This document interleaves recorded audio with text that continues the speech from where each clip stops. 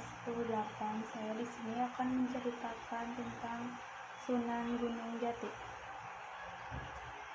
Jadi perempuan yang bernama Syarif Nurullah Sunan Gunung Jati menuntut ilmu agama hingga ke Mekah dan berguru kepada Syekh Najmu Rini Kubro. Setelah beberapa tahun menimba ilmu di Mekah, Sunan Gunung Jati juga berguru kepada Syekh Muhammad Attaillah di Mesir Utara.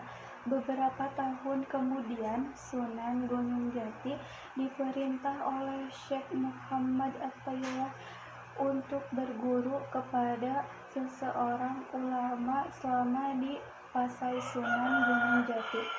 Berguru kepada Syekh Datuk Maulana Sidik. Ulama yang bernama Syahdatul Maulana Sidik tersebut dikenal juga dengan nama Maulana Ishaq, yang tidak lain adalah ayah dari Sunan Giri, pembela jalan Sunan Gunung Jati.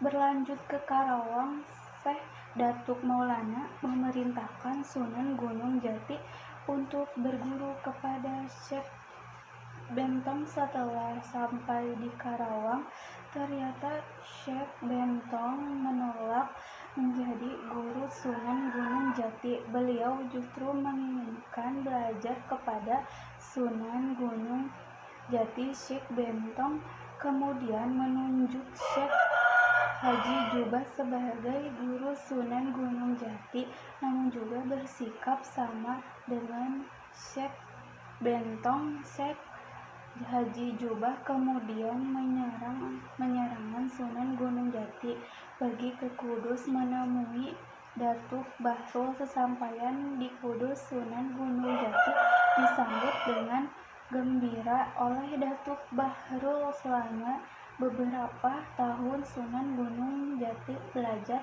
kepada Tumpah Bahrul. Setelah dirasa cukup, Datuk Balon meminta hak Sunan Gunung Jati pergi ke Ampledenta berguru kepada Sunan Ampel. Selama di Ampledenta, Sunan Gunung Jati dipersaudarakan dengan Sunan Bonang, Sunan Giri, dan Sunan Kalijogo. Sunan Ampel memerintahkan